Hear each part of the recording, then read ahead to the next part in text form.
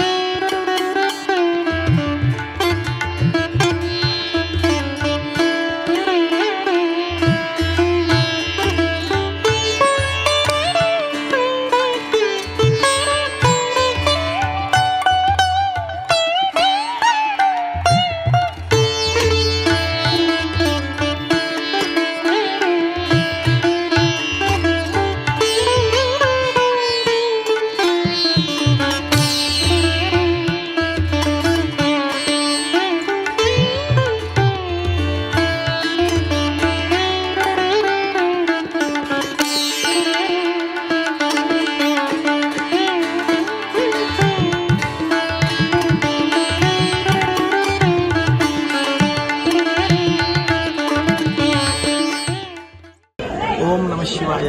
పశ్చిమ గోదావరి జిల్లా పెనుమంట్ర మండలం నత్తారామేశ్వరం గ్రామంలో ఉన్నాం. ఈ గ్రామంలో ప్రధానంగా 3 దేవాలయాలు ఉన్నాయి. అదేమో మొట్టమొదటిది కృతయుగంలో పరశురాముడు ప్రతిష్ట. పరశురాముడు తన తల్లిని సంహరించిన తద్దోష పరిహారార్థమై కైలాసం వెళ్లి క్రౌంచ పర్వతం అనే ఒక పర్వతాన్ని ఛేదించి పరమేశ్వరుని మెప్పించి ఆ యొక్క లింగాన్ని తీసుకుని యొక్క గోవు యొక్క స్తన్యాల నుంచి పుట్టబడింది కాబట్టి గోస్తనది నది అయ్యిందండి. ఈ నది పరివాహ ప్రాంతం అంతా కూడా తిరుగుతూ ఈ యొక్క ప్రాంతానికి వచ్చేటప్పటికి నది మధ్యలోంచే ఓంకారనాథ వినిపిస్తే ఆ యొక్క స్వామివారిని నదిలోనే జలాది రత్నాది ధాన్యాది వాసన చేత ప్రతిష్టాపన చేయడం జరిగింది. కానీ అందరినీ చంపిన కోపం కారణం చేత, ఆ లింగాన్ని ముట్టుకున్న కారణం చేత లింగం అగ్నిలింగం అయింది. కాబట్టి దేవతలంతా కూడా వచ్చి నాయనా ఈ యొక్క స్వామివారిని కేవలం వైశాఖ మాసం మాత్రమే పూజాధికారులు చేయాలి, 11 మాసాలు నీళ్లలో ఉంచాలని చెప్పడంతో అదే ఆచారాన్ని కొనసాగిస్తూ ఉన్నామని ఇప్పటి వరకు కూడాను. కాబట్టి ఈ పాడ్యం నుంచి అమావాస్య వరకు 11 మాసాలు నీళ్లలో ఉండడం, కేవలం వైశాఖ మాత్రమే స్వామివారు ఈ యొక్క దేవాలయంలో పూజలు అందుకుంటారు. ఒకసారి అలా చూపించండి. తదనంతరము రావణాసుని సంహరించిన తద్దోష పరిహారార్థమై సీతాదేవి రామచంద్రమూర్తి వారు వనవాస సమయంలో ఈ ప్రాంతానికి వచ్చి ఆ యొక్క స్వామివారిని ప్రతిష్టాపన కోసం అని చెప్పేసి ఆంజనేయుడు వెళ్లి లింగం తీసుకురమని పంపించాట. ఆయనేమో రావడం ఆలస్యం అయిపోతుంది, ముహూర్త సమయం దగ్గర పడుతోందని సీతాదేవి రామచంద్రమూర్తి కలిసి ఈ గోస్త నదిలో ఉన్నటువంటి ఇసుక, మట్టి, నత్తగుల్లలు, ఆల్చెప్పులు ఏవైతే ఉంటాయో వాటి చేత ఇక్కడ లింగాన్ని ప్రతిష్టాపన చేశారు. కాబట్టి సహజంగా గుండ్రంగా ఉంటాయి లింగాలు, కానీ ఇక్కడ దీర్ఘచతురస్రాకృతిలో ఉంటుంది. అదేమో ఆ యొక్క స్వామివారి సీతాదేవి రాములు వారి ప్రతిష్ఠ. రాముడు ప్రతిష్ఠించిన ఈశ్వరుడు కాబట్టి ఈయనకి రామేశ్వర స్వామివారి అని పేరు. నత్తలతో కూడిన రామేశ్వరుడు కాబట్టి నత్తా రామేశ్వరుని యొక్క గ్రామానికి పేరు వచ్చింది.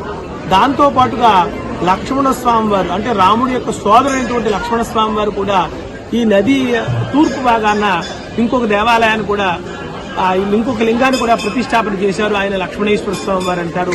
ఈ యొక్క స్వామివారి యొక్క క్షేత్రపాలకుడు ఎవరయ్యా అంటే కాశీలో మాదిరిగానే కాలభైరవ స్వామివారి ఇక్కడ క్షేత్రపాలకుడే ఉన్నాడు. ఉపాలయాలేమో సుబ్రహ్మణ్యేశ్వర స్వామి వారు, వీరభద్రుడు, ఆంజనేయ స్వామి వారు కొలువై ఉన్నారు.